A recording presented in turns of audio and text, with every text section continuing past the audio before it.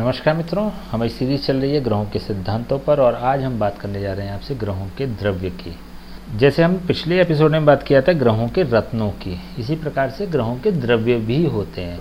द्रव्य का उपयोग यहाँ हो सकता है जैसे कि कोई भी रत्न किस द्रव्य में या धातु में हम धारण करें, किस धातु में हम धारण करें, इसके लिए उपयोग हो सकता है। अगर आप वो पर्टिकुलर नहीं उस जेम्स को नहीं पहन सकते हैं, उस रत्न को नहीं पहन सकते, तो उसकी जगह उसकी धातु भी आप धारण कर सकते हैं, उसका द्रव्य भी धारण कर सकते हैं, वो धातु भी धारण कर सकते हैं। इसके अलावा जैसे जब हम यंत्रों की बात करते हैं तो हमने बात करी थी पिछले, जब हमने ग्रहों की बात करी थी तो आपको यंत्रों के बारे में बताया था।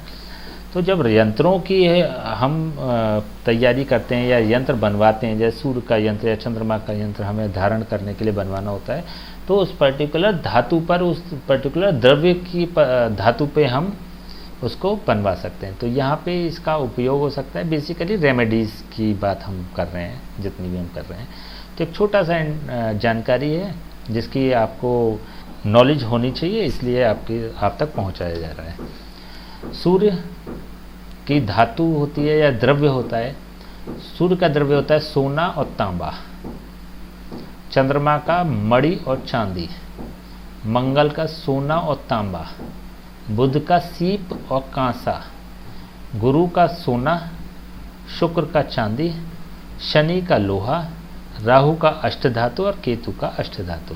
ठीक है, तो ये जितनी हम बात कर रहे हैं, जैसे अगर आपको सूर्य का यंत्र बनवाना है या माड़े किसी को पहना, तो या तो आप गोल्ड में पहना दें या तांबे में पहना दें, या उसके किसी मित्र, जैसे चंद्रमा और मंगल इसके मित्र हैं, तो इनसे चांदी में भी पहना जा सकता है अगर माड़िक की बात करें, लेकिन लोहे में नहीं पहनाया जाएगा।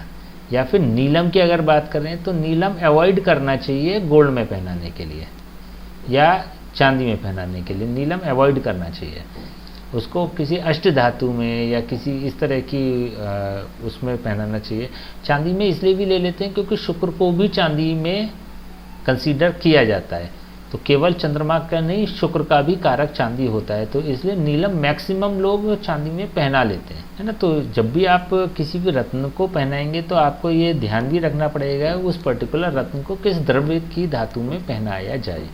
तो ये एक छोटी सी जानकारी थी। नए एपिसोड में अगली बार हम एक नई जानकारी के साथ मिलेंगे। तब तक के लिए आज्ञा दीजिए। नमस्कार।